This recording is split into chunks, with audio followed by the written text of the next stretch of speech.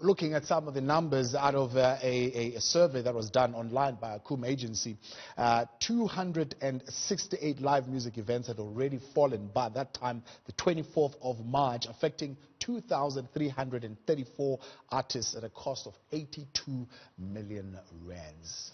How are concert producers surviving during this national lockdown? Joining us now is Cape Town International Jazz Festival Director Billy Domingo. Billy, good evening and thank you for your time. For yourself, it was, of course, a health consideration for the artists, but also for your supporters that you had called this off. That's what you put ahead and what you have prioritized. How has this affected your business?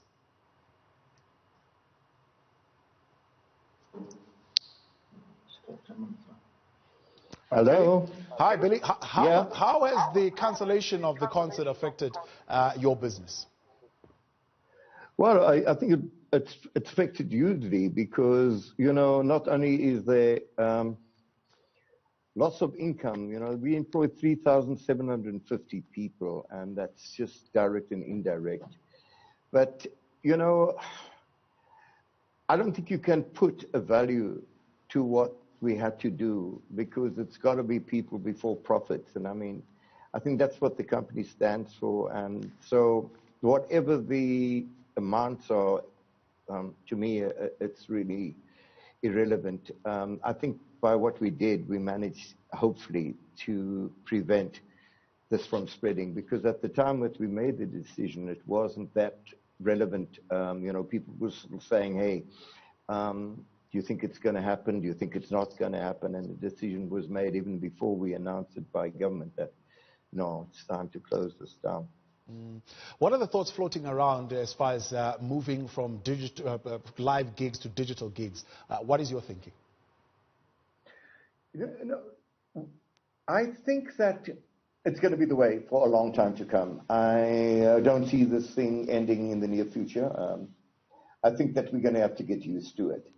And, you know, in every crisis, there seems to be an opportunity. And I think the youth that are not like me, I'm one of the old ones, who have grown up with the technology of iPads, iPhones, you know, computers.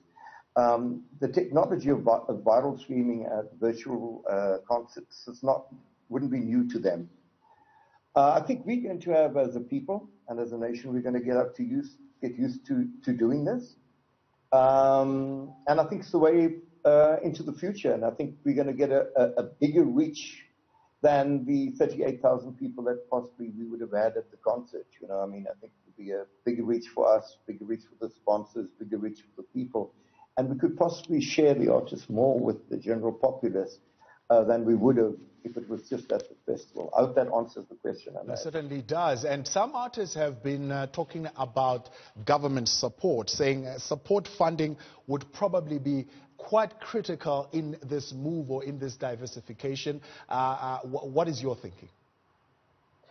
You know, I find that the Department of Arts and Culture has been extremely gracious in looking at, and I've been monitoring carefully, you know, without sponsors, no festival can survive. And from our training and development and the emerging of the new artists, they've always been very supportive, extremely supportive. I think that, you know, you just have a bowl with so many coins in it. There isn't enough for everyone. I think that arts and culture should be there. I think government support should be there. But I think through initiatives, and not singular initiatives where somebody says, hey, it's me, and this is my idea, and this is my concept. No. But promoters getting together and actually sharing knowledge and creating these events that are virtual, we can actually reach a bigger, broader, we can employ more artists, we can reach more artists, we can get more technicians involved. I think that, I think the government can only do so much, and unless we come together and the big businesses get together behind us and we as creative people get together, we're going to lose this battle. Yeah.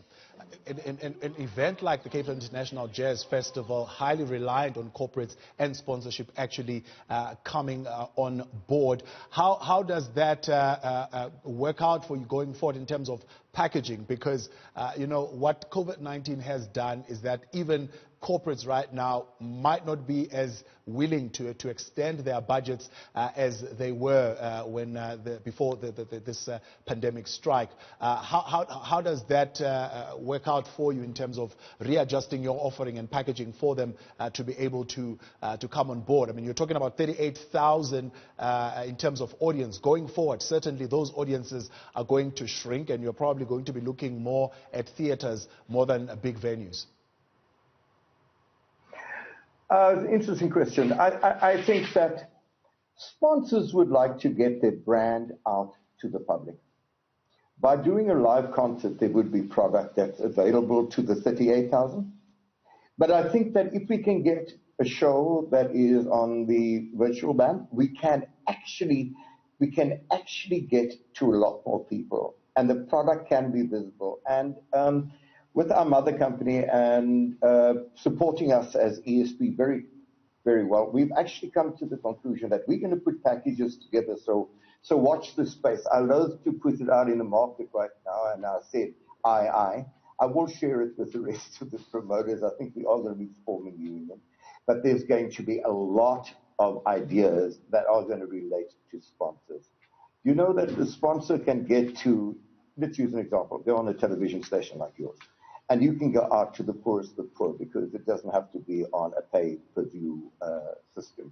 And I can get my brand into your home, from Katanga to New Brighton to Delft, to wherever somebody who has a television. That means a lot to a sponsor. And if there's a product that can be advertised, if it's tourism and you can show destinations, whether it be Cape Town, I'm not afraid of this module. I'm not afraid of using this. And when I say I speak of the team. It takes a village to raise a child. You can't do it on your own. But I think the team's not afraid. In fact, they're quite excited about finding innovative ways that they can use to meet the sponsors' expectations. And I think when we finish writing, as ESP, when we finish writing the program for sponsors, the new one that we're writing, I think you'll be impressed, and hopefully I'll come back on air and share it. I am looking forward to that indeed. Billy, I appreciate you talking to us tonight.